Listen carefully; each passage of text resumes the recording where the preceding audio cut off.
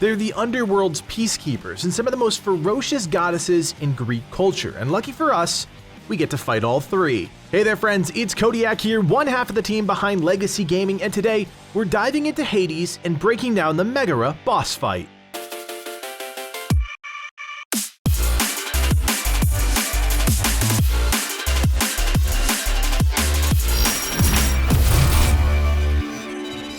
Megaera is the first boss you'll fight in Hades, but don't let that fool you. She's no joke and will easily dispatch unsuspecting players. This is a one-phase fight, but throughout the fight, Megaera will gain access to new abilities. At the start of the fight, she'll have access to two main attacks. The first is Lunge. Before the attack, Megaera will stop all motion and target a specific direction. After a brief delay, she'll rush forward, dealing damage to Zagreus if caught in the path.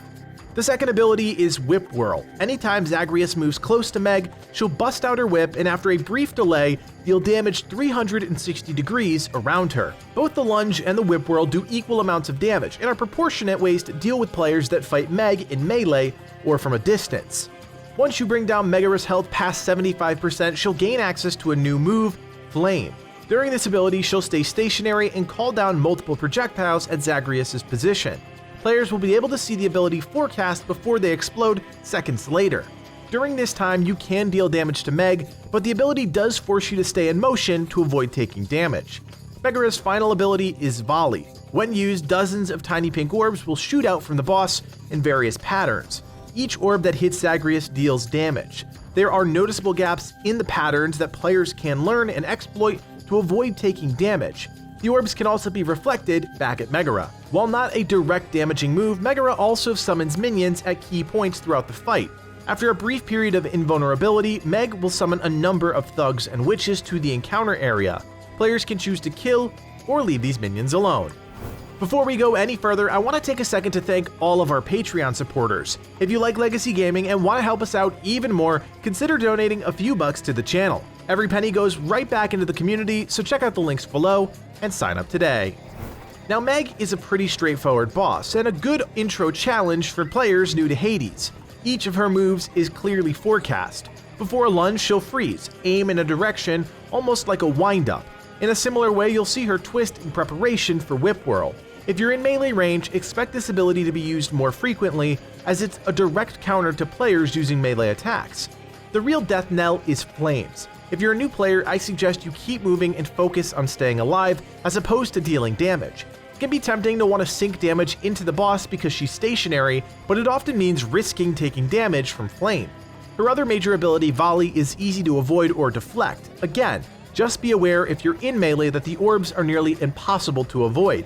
If you're overwhelmed, just move back, away from the boss, and find an optimal path. Meg doesn't overlap abilities, and there's always a clear break between each move in her arsenal, so identifying that forecast is essential to getting the kill. The further you are away from Meg, the easier she is to kill, which is why the bow and spear have to be my two favorite weapons to kill her with. Because both put you further away from the boss, you're less likely to take damage from Whip Whirl and Volley. If you're struggling to kill Megaera, focus on reducing her damage by using an Aphrodite boon that applies weak. This will make her abilities hit less hard, giving you more time to take her down. Athena's dash boon also gives you the ability to deflect her volley projectiles, which can be handy if you're struggling to avoid that damage. The real turning point for me when fighting Megaera was getting a second dash courtesy of the Mirror of Night. Unlocking that second dash slot gives you exactly what you need to avoid taking damage from the Flame ability, which is easily the most deadly in the fight. Killing Meg isn't hard, but it does take practice. The key is to identify her moves before they're cast and react accordingly. The fight isn't as fast-paced or as chaotic as some others in the game, so don't feel like you need to rush to kill her. It's better to take a step back to avoid taking damage. With a little patience and some practice, this Fury Sister will surely fall and you'll be well on your way to Asphodel.